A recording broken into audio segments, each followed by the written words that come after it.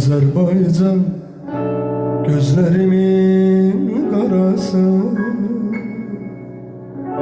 Azerbaycan hayatımın mənası. Ne diyeyim ki layık olsun vesile,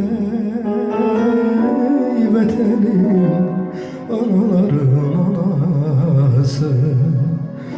Azerbaycan anaların anası, bir ağaçsan ben de sana budağım,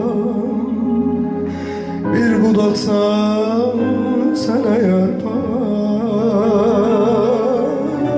bir nağmesen ben de her an her zaman o nağmeye muhtaç dudağım.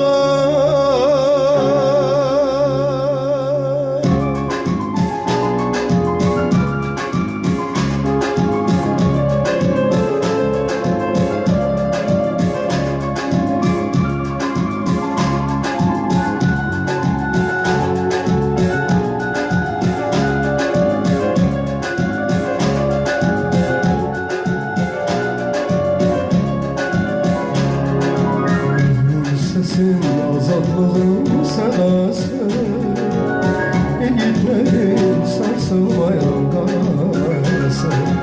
Azerbaycan galibiyet dünyasında, şehitlerin ölmezlerin